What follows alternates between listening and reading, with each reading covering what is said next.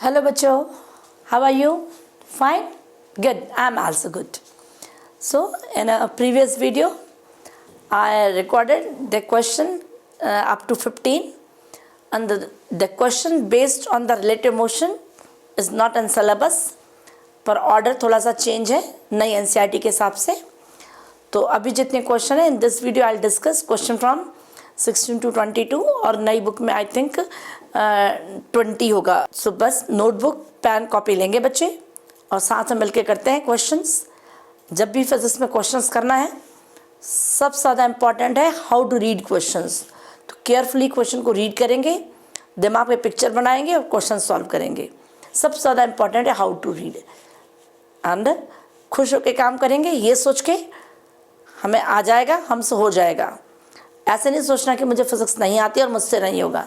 सो ज़्यादा टाइम ना वेस्ट करते हो, we start the questions. The question is a look at the graph figure 3.5 A to D carefully, ठीक है, and state with reason which of these cannot possibly represent one dimension motion of a particle। ऐसा कौन सा graph है जो one dimension motion को represent नहीं करता है। सबसे पहले हमारे ये ग्राफ है एक्स और टी में, डिस्टेंस और टाइम। अब मुझे वन डायमेंशन मोशन का यदि आपको आइडिया हो तो वन डायमेंशन मोशन का मतलब होता था जब यदि ऑब्जेक्ट एक्स ये है और ये कितना है टी है, मतलब एक ही डायरेक्शन में जा रहा है, या हॉरिजॉन्टल है या वर्टिकल है ना, ये भी हमारा वन डायमेंशन है। ऊपर से नीचे गिर रहा है भी वन डायमेंशन मोशन है। तो वन डायमेंशन मोशन में हमारा, अब यदि मैं इस ग्राफ को देखती हूँ तो इस ग्राफ को यदि मैं ऐसे एक लाइन ड्रॉ की मैंने, है ना, तो मुझे ये समझ आया कि टाइम टी ये है और इस समय और इस समय एक ही टाइम पे ऑब्जेक्ट की दो पोजीशन हो गई। जबकि यदि मैं ऐसे ग्राफ देखूं तो ऑब्जेक्ट यदि टी पे यहाँ पर तो दूसरे टाइम पे यहाँ होगा, तीसरे टाइम पे यहाँ होगा। इसका मतलब है ये जो ग्राफ है it is not representing one dimension motion because at one time object showing its two position, दो पोजिशन बता रहा है। यदि मैं यहाँ से करूँ तो प्लस और ये minus. So first graph A is not representing one dimension motion, not representing। अब सेकेंड आ गया v और t का ग्राफ। अब ये x नहीं है। अब यहाँ पर भी यदि v है तो या तो हमारी along x है या तो along कितना है y, ये वन डायमेंशन मोशन हुआ हमारा। अब यहाँ पर मैं यदि बात करूँ अगेन मैं वैसे ही लाइन ड्रॉ करती हूँ तो अब इस t टाइम पे एक बार ऑब्जेक्ट का जो v है वो कितना है बेटे हमारा पॉजिटिव, और एक बार v क्या है नेगेटिव। जबकि वन डायमेंशन में v तो कभी नेगेटिव होगा ही नहीं, ऑब्जेक्ट ऐसे ही जा रहा है। इसका मतलब क्या हो गया बेटे हमारा, है ना, या नेगेटिव होगा तो पॉजिटिव नहीं होगा, ठीक है। तो इसका मतलब है this motion will also not represent one dimension motion. अब नेक्स्ट ये ग्राफ भी स्पीड का है, मतलब v कर देते हैं। अब यहाँ पर स्पीड क्या होती है हमारी, स्पीड इज इक्वल टू होती है हमारी डिस्टेंस अपॉन टाइम। और जो डिस्टेंस है वो हमेशा हम लोग पॉजिटिव ही लेते हैं, डिस्टेंस हम नेगेटिव नहीं लेते हैं। अब यहाँ पर स्पीड क्या दिख रही है बेटे हमारी नेगेटिव। ये पॉजिटिव साइकिल है, ये नेगेटिव साइकिल है, मतलब this is also not represent one dimension motion. Reason क्या समझ आ गया आपको कि यहाँ पर स्पीड नेगेटिव है। नेक्स्ट ये total path length, total path length का मतलब डिस्टेंस ही दे दिया है। अगेन देखते हैं टाइम के साथ यदि डिस्टेंस बढ़ता था तो कोई बात नहीं बेटे।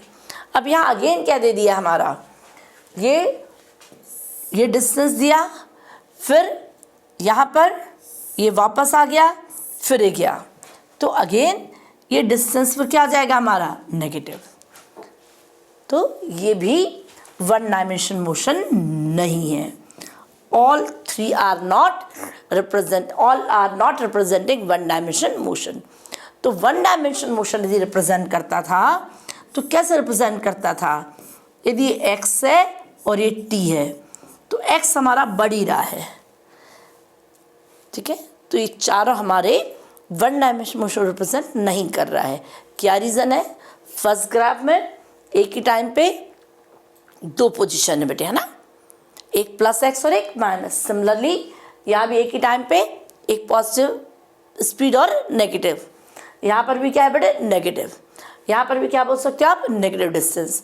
डिस्टेंस क्या लेते हैं हम लोग? पॉजिटिव। क्या लेते हैं हम? पॉजिटिव। क्लियर है ना? No one graph representing one dimension motion. हाँ, सभी चीज़ें क्लियर हो गई। डी पार्ट को और भी कैसे समझ सकते हैं बेटे आप लोग कि यहाँ पर एक्स क्या हो रहा है बेटे हमारा? इंक्रीज, और यहाँ क्या हो रहा है? डिक्रीज। ठीक है, दो तीन तरीके हैं समझने के। Next I am switch over to the next question. Next question करती हूँ। The next question as graph shows X T plot for one dimensional motion of a particle. ये वन डायमेंशनल मोशन का ग्राफ है, ये बता दिया। अब one dimensional motion हमारा ऐसे ही वन डायमेंशनल मोशन हो सकता है और ऐसे भी हो सकता है वन डायमेंशन, लॉन्ग एक्स भी हो सकता है, लॉन्ग वाई भी हो सकता है, ठीक है। इज इट करेक्ट टू से from the graph that particle move in straight line? क्या हम ग्राफ को देख के बोल सकते हैं कि पार्टिकल स्ट्रेट लाइन में मूव कर रहा है for t is less than 0 and parabolic path for t is greater than 0? If not, suggest suitable physical contest for the graph। पहले मैं आपको बताऊंगी t is less than 0। तो जब t is less than हमारा 0 है, इसका मतलब x की वैल्यू क्या है? 0। तो इसको मैं बोल दूंगी x is equal to 0। और ऑब्जेक्ट हमारा स्ट्रेट लाइन में मूव नहीं कर रहा है, object is not moving in a straight line. पर जब t is greater than 0 है, तब मुझे ज़रूर लग रहा है x और t के बीच कौन सा ग्राफ है? पैराबोलिक। अब ये सिचुएशंस कब आएगी? अब यदि मान लो कोई एक ऑब्जेक्ट है, हाईएस्ट पॉइंट से यहाँ नीचे आता है, ऊपर से नीचे आता है, तो अब वो कितना डिस्टेंस ट्रेवल करेगा? हाईएस्ट पॉइंट पे यू क्या लेते हैं हम लोग? 0। तो क्या करोगे?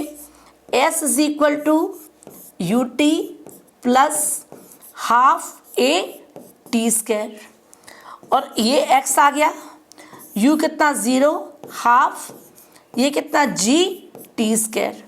तो x इज प्रोपोर्शनल टू कितना आ जाएगा? टी स्क्वायर, और ये ग्राफ रिप्रेजेंट कर रहा है। तो ग्राफ क्या सिचुएशन रिप्रेजेंट कर रहा है? किस मोशन को रिप्रेजेंट कर रहा है? When object fall, when object drop from the vertical, जब ऑब्जेक्ट ऊपर से नीचे गिर रहा है, सो ये ग्राफ उसको रिप्रेजेंट कर रहा है। सो वन डायमेंशन मोशन है ये, और vertical. Got it? The next question is a police van moving on a highway with the speed of, एक पुलिस वैन है जो नेशनल हाईवे पे कितनी स्पीड से जा रही है? 30 kilometre per hour, fires a bullet at a thief car speeding away in the same direction with the speed of, यहाँ पर एक कोई कार है जिसकी स्पीड कितनी दे दी है मैं? 192 किलोमीटर पर आवर। तो बड़ी तेज स्पीड है। इफ मजल speed of the bullet is, यहाँ से बुलेट चलती है ना, गन, जो मजल स्पीड है that is a muzzle speed is equal to 150 metre per second. With what speed does bullet hit the thief's car? तो किस स्पीड से जो बुलेट है इसको हिट करेगी? Obtain that speed which is relevant for damaging the thief's car. और कितनी speed? पहले तो हम ये निकाल लेते हैं किस स्पीड से हिट करेगी। अब देखते हैं, यहाँ पर सबसे पहले तो मजल स्पीड को चेंज कर लेते हैं। किस में चेंज कर लेते हैं? दोनों फिर किलोमीटर पर आवर में, तो इसको भी किलोमीटर पर आवर बना लेते हैं। देखो कितना आ जाएगा मजल स्पीड किलोमीटर पर आवर में? 150 मीटर की जगह 10⁻³ किलोमीटर, और ये आ जाएगा 1/60 एंड 1/60 आवर। तो देखते हैं 150, 60 ऊपर चला गया, 60 ऊपर चला गया, और 10⁻³ किलोमीटर पर आवर। 1 2 3 3 0 तो चले गए। 15 6 90, 90 और 6 किलोमीटर पर आवर। और ये कितना आ जाएगा? 540 किलोमीटर पर आवर। कितना आ गया? 540 kilometre per hour.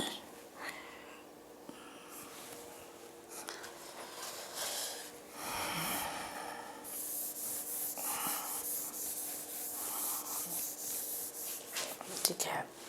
So first तो दो स्पीड किलोमीटर पर आवर में है, और इसको भी हम बदल लेते हैं ना किलो। तो ये कितना आ जाएगा हमारा?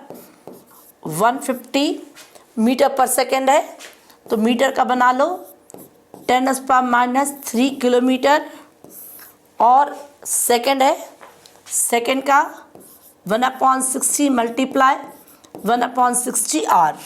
ये दोनों ऊपर चले जाएंगे। कितना आ जाएगा? 150 multiply 60 and 10⁻³ kilometre per hour. देखो 1 2 3 3 0 तो ये चले गए। 15 6 90, 90 मल्टीप्लाई 6 किलोमीटर पर आवर, तो 9 6 54, 540 किलोमीटर पर आवर। अब जो पुलिस की वैन थी उसकी अपनी स्पीड 30 किलोमीटर पर आवर थी, तो उसकी स्पीड ने बुलेट की स्पीड को एडअप किया। तो जो हमारी मजल की स्पीड बनी बेटे, वो कितनी हमारी बन गई? 540 + 30 मतलब 570 किलोमीटर पर आवर। अब यदि मान लो ये कार यही रुकी होती, कार नहीं चल रही होती, तो इसने इसी स्पीड से उसको टक्कर देना था, पर कार भी तो आगे जा रही है ना बेटा, तो किस स्पीड से टक्कर होगा? सो स्पीड कितनी आएगी? मजल speed minus speed of car, 570 minus 190, so the V will be VM minus VC। Solve कर दो इसको, मैं यहीं लिख लेती हूँ 192, ये कितना आ जाएगा हमारा 8, और ये कितना आ जाएगा हमारा 6, है ना, 16 आ गया। तो 16 कितना आ जाएगा? 7 और 3 378। अब ये तो हमारा आंसर आ गया किलोमीटर पर आवर में। अब आप चाहें तो इसको मीटर पर सेकंड में कन्वर्ट कर सकते हैं, क्योंकि आंसर मीटर पर सेकंड में दिया है। सो 378 मल्टीप्लाई 5/18 मीटर पर सेकंड भी कर सकते हैं। यदि आपको 5/8 नहीं याद रहता है तो 378 किलोमीटर मतलब 10⁻³ आवर मतलब 60 मिनट और 60 सेकंड। ठीक है, जैसे भी आपको याद रहता है। अब यहाँ से 2 0 चले जाएंगे, 3 से कर देते हैं, 3 से 2, 3 से 1, 2 और 3 से 6, फिर भी 3 से चला जाएगा। 3 से कितना आ जाएगा हमारा 2, और 3 से 4 और 2, अब 2 से भी चला जाएगा, 2 से 21, और फिर भी कितना आ जाएगा हमारा 21/2 मल्टीप्लाई 10 मतलब 1 तो 2 और 2 10 आ जाएगा, है ना। 0 और 5 metre per second, 105 metre per second. हो गया clear? The next question is suggest a suitable physical situation for each of the following graph। हमें इस ग्राफ के लिए हमें suitable situations बतानी है। सबसे पहले तो हम लोग ग्राफ रीड कर लेते हैं। तो पहला ग्राफ मुझे x और t में दिया है। अब मुझे इस ग्राफ को देख के ये नज़र आ रहा है कि यहाँ से यहाँ तक तो x कितना था 0 t के साथ, मतलब टाइम t मेरा <0 था तो x 0 था, बट पूरा समय 0 नहीं था। फिर जैसे ही टाइम मेरा बढ़ा, अभी 0 से कम है, x बढ़ने लग गया, x इंक्रीज हुआ, और जो x इंक्रीज हुआ, x इंक्रीजेस। फिर एक टाइम के बाद जब x यहाँ गया, मतलब उसको हम बोल देंगे x हो गया हमारा कांस्टेंट। फिर कांस्टेंट होने के बाद x क्या होने लग गया हमारा, डिक्रीज होने लग गया। फिर x 0 हो गया, यहाँ पर 0 होके फिर x हमारा 0 के x हमारा इंक्रीज हुआ पर नेगेटिव डायरेक्शन में। उसके बाद x फिर कांस्टेंट हो गया। जो ग्राफ देख के हमें चीज़ें समझ आई। क्या समझ आई? यहाँ पर x कितना था, 0। फिर x क्या हुआ बेटे हमारा, इंक्रीज। फिर यहाँ पर x की वैल्यू क्या हो गई, कांस्टेंट। फिर x फिर क्या होना गया हमारा, डिक्रीज। ठीक है। यदि हम इसकी v की बात करें बेटे, तो यदि मैं इतने ग्राफ की बात करती हूँ, सिर्फ यहाँ से यहाँ तक की बात करती हूँ बेटे, यदि है ना, यहाँ तो x 0 था, ये है। अब इसका मतलब है यहाँ कोई ऑब्जेक्ट रेस्ट में था। मान लेते एक बॉल रेस्ट में है, फिर उसको मान लो हमने किक किया, तो किक किया तो उसकी स्पीड हमारी कांस्टेंट ये रही, है ना, एक कांस्टेंट स्पीड रही। फिर बॉल जैसे मान लो मैंने किक किया और एक बॉल पे टकराई, तो स्पीड से गई बॉल, फिर एक टाइम के बाद दूसरी डायरेक्शन में क्या हो गई, वापस आ गई। फिर वापस आके दीवार पे मान लो फिर टकराती है, फिर क्या हो जाता है बेटे हमारा, एक्स क्या होता है, कांस्टेंट रुक जाती है। तो इसका मतलब एक किसका एग्जाम्पल हुआ, कोई एक बॉल है, उसको आपने किक किया, इनिशियली बॉल बिल्कुल रेस्ट में थी। हॉकी मान लो आप, हॉकी से आपने किया, वॉल थी, एक दीवार पर टकराई, ठीक है, तो यूनिफॉर्म स्पीड से गई, फिर वहाँ से रिबाउंड हुई, क्योंकि एक्स की डायरेक्शन क्या हो रही है, चेंज। फिर यहाँ आई, फिर उसके बाद फिर इस दीवार से टकरा के फिर स्पीड क्या होगी, कांस्टेंट। क्लियर? नेक्स्ट ग्राफ को पढ़ते हैं, v और t। तो इस ग्राफ में जो मुझे नज़र आ रहा है वो ये नज़र आ रहा है कि यहाँ पर एक ऑब्जेक्ट का पहले v था, फिर v क्या हुआ, 0 हुआ, फिर अगेन v इंक्रीज हुआ।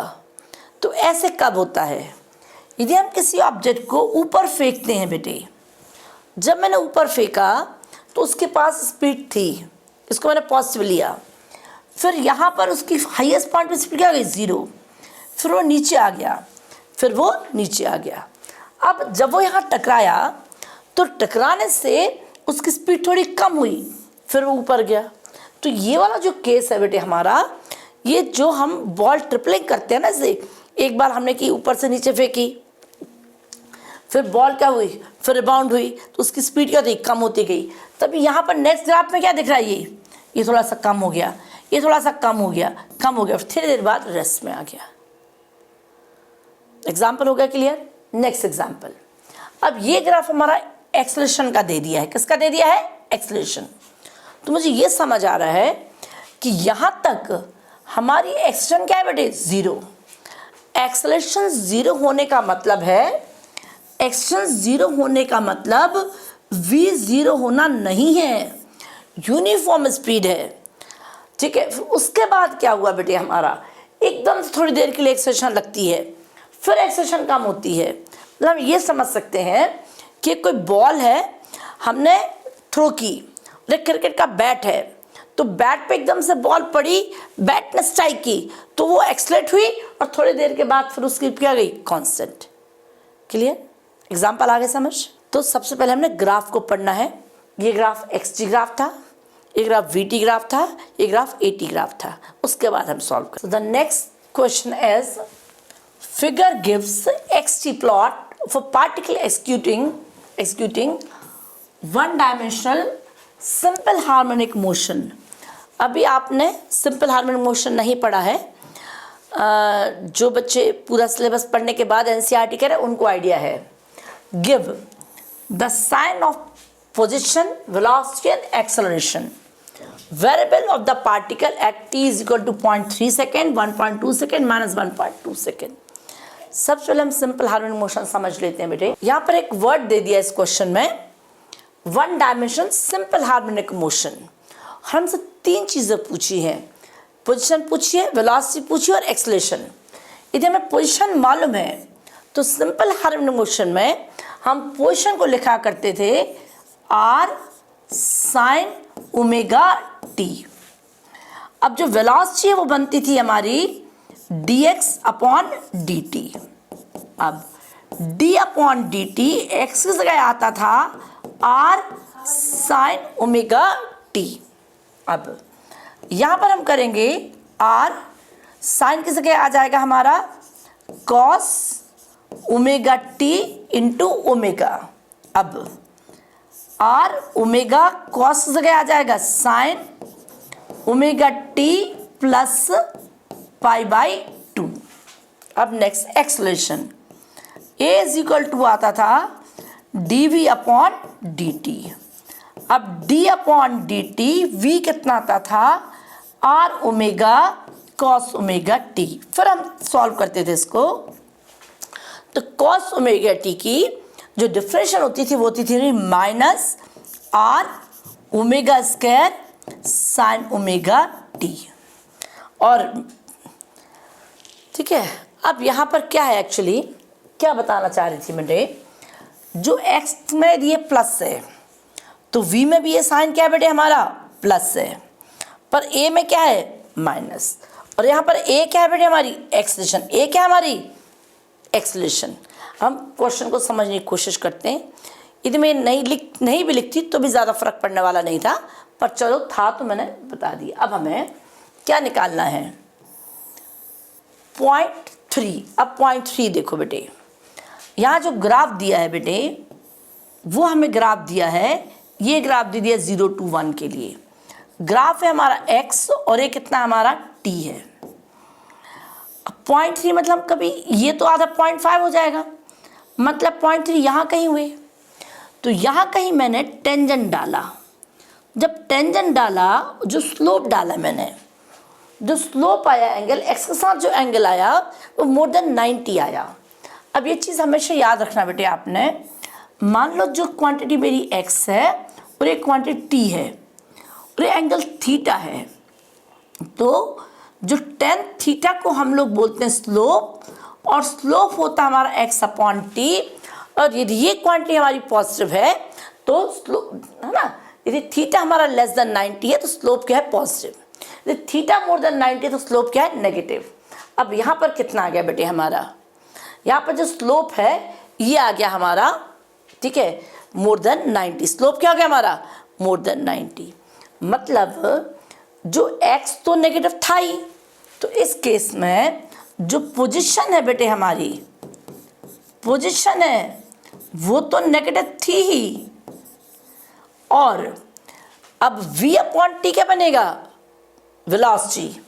तो जो वेलोसिटी है वो भी क्या बन गई हमारी नेगेटिव। क्यों बन गई नेगेटिव, क्योंकि वेलोसिटी x अपॉन टी है, वेलोसिटी x अपॉन टी और x upon T tan theta, तो टेन थीटा स्लोप क्या है मोर देन 90, तो मोर देन 90 मतलब नेगेटिव। अब नेक्स्ट बच गया हमारा एक्सेलरेशन। अब यहाँ ध्यान से देखेंगे बेटे आप, एक्सेलरेशन में साइन कितना है माइनस, तो दी एक्स मेरा क्या है माइनस, तो माइनस माइनस क्या आ जाएगा प्लस, तो एक्सेलरेशन आ जाएगी पॉजिटिव। तो ये फॉर्मूला मैंने किस लिए ड्राइव किया, सिर्फ ये समझाने के लिए कि यदि एक्स मेरा प्लस है तो एक्शन क्या आ जाएगी मेरी माइनस, तो यदि ये नेगेटिव था तो ये क्या आ जाएगा प्लस। अब सेकेंड, ये तो किस की हुई बेटे 0.3 सेकेंड की बात हुई। अब नेक्स्ट देखो 1.2 सेकेंड कहाँ पर है, देखो ज़रा ये ग्राफ ऐसे को बन गया, मतलब यहाँ कहीं आ गया 1.2 सेकेंड। अब यदि यहाँ मैंने स्लोप डाला तो x तो प्लस आ गया, स्लोप भी क्या आ जाएगा पॉजिटिव, मतलब फॉर 1.2 सेकेंड जो पोजीशन थी वो क्या थी बेटे हमारी पॉजिटिव, वेलोसिटी क्या थी हमारी पॉजिटिव, स्लोप क्या है लेस देन 90, और एक्शन क्या है बेटे हमारा, एक्शन क्या हो जाएगा, यदि ये प्लस है तो क्या है नेगेटिव। एक्शन क्या है बेटे हमारा, हो गया क्लियर। नेक्स्ट हम आते हैं -1.2 सेकेंड। तो -1.2 सेकेंड हम यहाँ पर आए बेटे, -1.2 सेकेंड। तो जो -1.2 सेकेंड आया वो हमारा यहाँ पर आया। तो यहाँ पर t भी माइनस है और x भी माइनस है। तो जब x, तो मैंने बोल दिया, क्या बोल दिया है, x is equal to negative, और जो v आएगा वो कितना आ जाएगा हमारा। वैसे यदि हम स्लोप की बात करें बेटे, तो स्लोप तो मुझे एंगल 90 लेस देन लग रहा है, पर टाइम भी नेगेटिव है बेटा, इसलिए v कितना आ जाएगा मेरा, -x और माइनस टाइम, मतलब ये आ जाएगा प्लस, और एक्शन कितनी जाएगी हमारी, एक्सेशन भी पॉजिटिव। सो क्लियर, अच्छा समझ आ गया। ये हम नहीं भी ड्राइव करते हैं, कई बार डायरेक्ट भी लिख दिया होता है कि एक्सेशन क्या है, नेगेटिव, तो मैंने बता दिया कैसे नेगेटिव निकाला है। क्लियर, क्वेश्चन क्लियर हो गया। बस हमने ग्राफ देखना था एक्स टी, और हमने क्या निकाला था, स्लोप निकालना था, और ये चीज़ें आ गई। The next question is figure shows X T plot of particle executing one dimensional motion. One dimensional motion का ही ग्राफ है। 3 different equal interval of time are shown. 3 equal interval of time दे दिए हैं। In which interval the average speed is the greatest and which is the least. Give the sign of the average speed for each interval.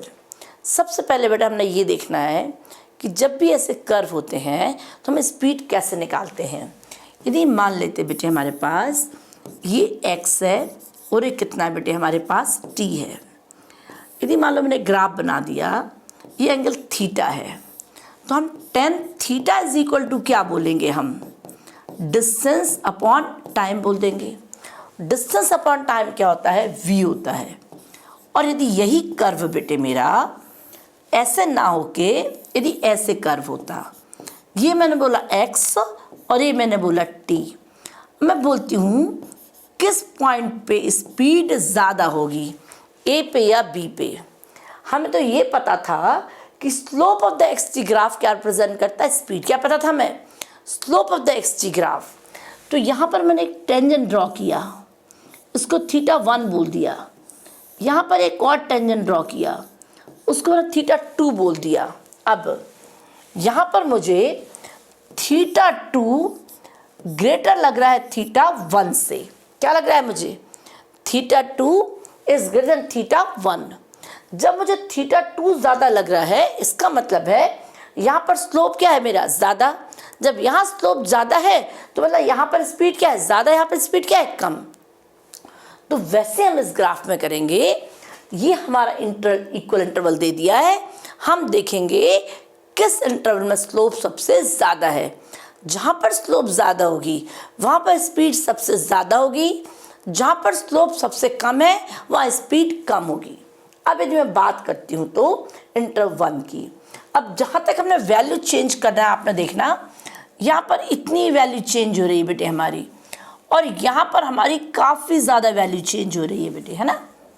तो जहाँ पर हमारी value ज़्यादा change हो रही है, इसका मतलब वहाँ पर x क्या जाएगा, ज़्यादा। तो सबसे जो वेलोसिटी ज़्यादा होगी वो इंटरवल 3 पे होगी। किस पे होगी, 3 पे। और सबसे कम जो वेलोसिटी होगी वो कहाँ पर होगी बेटे, हमारी 2 पे होगी। यहाँ पर मैक्सिमम होगी बेटे, और यहाँ पर क्या आ जाएगी आपकी, मिनिमम। तो एवरेज स्पीड जो हमारी मैक्सिमम होगी वो कहाँ होगी, 3 पे, और जो मिनिमम होगी वो कहाँ होगी, 2 पे, और 1 पे इनके बीच का। ठीक है, अब साइन कन्वेंशंस की बात करते हैं। तो 3 पे तो कितना आ जाएगा हमारा, नेगेटिव। 1 पे क्या आ जाएगा, पॉजिटिव। Got it. अगेन वही स्लोप से निकालेंगे, यहाँ पर स्लोप क्या आ जाएगा, नेगेटिव। यदि ऐसे लाइन ड्रॉ करेंगे मोर देन 90, यहाँ पर लाइन ड्रॉ करेंगे लेस देन 90। क्लियर। तो सबसे ज़्यादा एवरेज स्पीड कहाँ बता दी बेटे मैंने, 3 पे, सबसे कम 2 पे, और 1 पे इनके बीच पे। कौन पॉजिटिव कौन नेगेटिव, 2 इंटरवल भी क्या हो जाएगा, पॉजिटिव, क्योंकि यहाँ भी स्लोप क्या आएगा, मैं यहाँ पर भी स्लोप डालूंगी, स्लोप क्या आ जाएगा, पॉजिटिव। 1 पे भी स्लोप क्या है, पॉजिटिव। 3 पे कितना है, नेगेटिव। Got it. तो जब भी कभी भी ऐसे कर्व हो, आपने उस पॉइंट पे टेंजेंट ड्रॉ करना है और स्पीड निकाल। Next is the next question as figure gives speed time graph, figure gives speed time graph particle in one dimension motion. One dimension motion का speed time graph है, 3 different equal interval of time as shown. 3 interval equal है, 1, 2 and 3. In which interval is the average acceleration greatest in magnitude? किस interval में average acceleration ज़्यादा है? ठीक है, हमें एवरेज एक्सेलेरेशन निकालनी है, एक चीज़ एक्सेलरेशन इंटरवल में। ठीक है, next, in which interval is the average speed is the greatest? हमें सेकेंड स्पीड भी निकालनी है, किस इंटरवल में स्पीड ज़्यादा है। ठीक है, third, choose the positive direction, the constant direction of motion. ठीक है, choosing the positive direction as the constant direction of motion. Give the sign of u and a in 3 interval. हम इनके sign भी बताने हैं u के and a के 3 interval में। What are the acceleration at point a, b, c and d? हमें acceleration भी बताना है पॉइंट a, b, c और d पे। ठीक है, सबसे पहले फर्स्ट काम करते हैं एक्सेलेरेशन। अब जैसे बेटा आपको कंसेप्ट मालूम है कि नहीं, मान लो ये v और t ग्राफ है, यदि ऐसे ग्राफ बन गया तो अगेन क्या है बेटे, थीटा। टेन थीटा कितना आ जाएगा हमारा, tan theta is equal to v upon t. Velocity time क्या था हमारा, एक्सेलरेशन। अब यदि ग्राफ कैसे दे दिया बेटे हमारा, इस ढंग से दे दिया है। अब मैं बोलती हूँ कि किस पॉइंट पे हमारी एक्सेलरेशन ज़्यादा है, तो हम क्या करेंगे, यहाँ पर टेंजेंट ड्रॉ करेंगे। अब जहाँ पर ये हमारा v का ग्राफ था और ये क्या था, t का ग्राफ था। अब v अपॉन टी क्या बना, टेन थीटा। तो जहाँ पर टेन थीटा ज़्यादा होगा वहाँ पर एक्शन क्या आ जाएगी, ज़्यादा। जहाँ टेन थीटा ज़्यादा वहाँ पर एक्शन क्या आ जाएगी, ज़्यादा। अब देखते हैं यहाँ पर बेटे, हम यहाँ पर अब हमसे पूछा एक्सेलरेशन। अब इंटरवल 1 की बात करते हैं, तो 1 में फिगर मुझे इतना दिख रहा है, स्पीड इतनी चेंज हो रही है, 2 में इतनी चेंज हो रही है और 3 में थोड़ी ज़्यादा कम चेंज हो रही है। तो जहाँ पर जब एवरेज निकाला हमने, तो यहाँ पर स्पीड यहाँ से यहाँ तक चेंज हुई, तो जो एक्सेलरेशन सबसे ज़्यादा होगा, the average acceleration will be more at point 2, और सबसे जो कम होगा वो एट इंटरवल 3 पे हो जाएगा। और 3 पे तो हम 0 ही बोल देंगे, क्योंकि यहाँ पर स्लोप क्या नज़र आ रही है, 0, डी पॉइंट बोल देंगे। और A1 पे जो इंटरवल 1 है वहाँ पर 2 से कम है।